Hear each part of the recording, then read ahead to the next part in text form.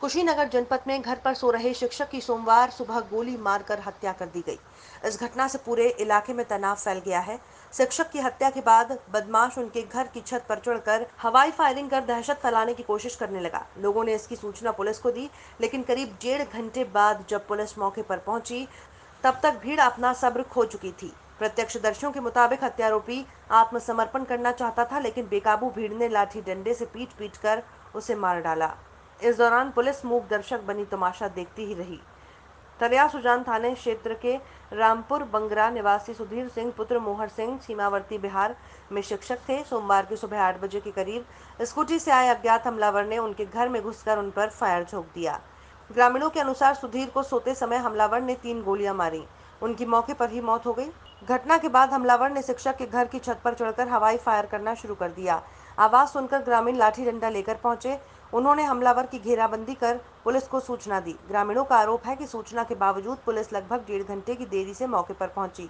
प्रत्यक्षदर्शियों के मुताबिक पुलिस को देखकर हमलावर ने दोनों हाथ ऊपर उठाकर आत्मसमर्पण करने का प्रयास किया, लेकिन तब तक भीड़ बेकाबू हो चुकी थी। गुस्साए भीड़ हमलावर के ऊपर टूट पड़ी।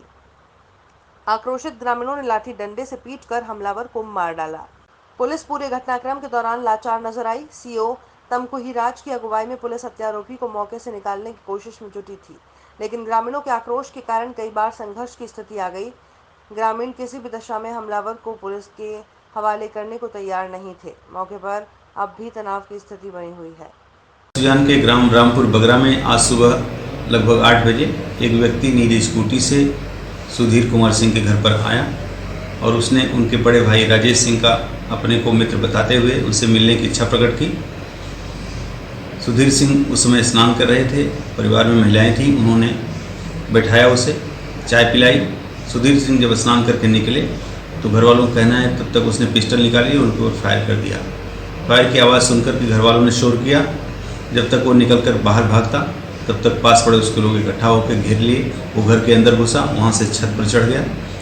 गांव की सारी भीड़ इकट्ठा हो गई थी और छत पर उसके पास लोडेड पिस्टल थी जिससे वो फायर कर रहा था। किसी ने 112 पर सूचना दी। थानाध्यक्ष तरिया सुजान अपनी फोर्स के साथ वहाँ जब पहुँचे तो लोगों ने बताया कि मकान की छत पर चढ़कर बदमाश फायर कर रहा है। दूसरे मकान की छत पर पुलिस चढ़ी और उसे आत्मसमर्पण के लिए ललकारा।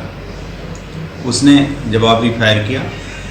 पुलिस ने भी उसका उत्तर फायर से दिया, जिसके बाद वो किसी समय वहाँ से छत से भाग करके फिर नीचे आया और एक कमरे में अपने को बंद करके सुरक्षित करने की कोशिश की, लेकिन नीचे भीड़ पर्याप्त थी। घर के अंदर भी लोग घुसे हुए थे।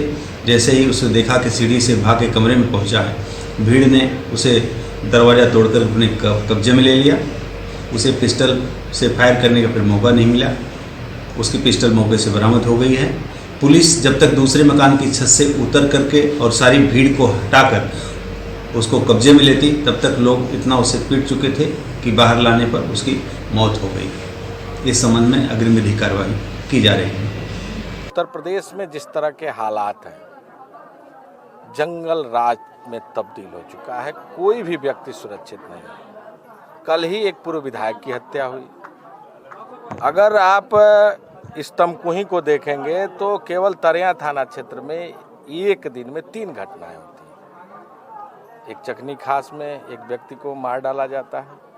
दूसरी तरफ कल ही सिसवा के बेदू पार में गोली चलती है और आज यहाँ दिन दहाड़े एक अपराधी बेखौफ होकर घर में आता है, घुसता है और अपराध को अंजाम देकर भागने की कोशिश करता है। कहीं ना कहीं ये घटनाएं साबित करती हैं कि उत्तर प्रदेश में जंगल राज है, कानून का राज समाप्त हो गया है।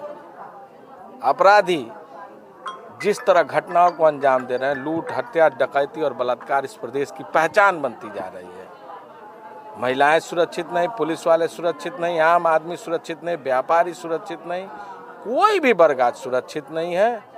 कानून व्यवस्था ध्वस्त है। सरकार और अपराधी मस्त हैं और जनता पूरी तरह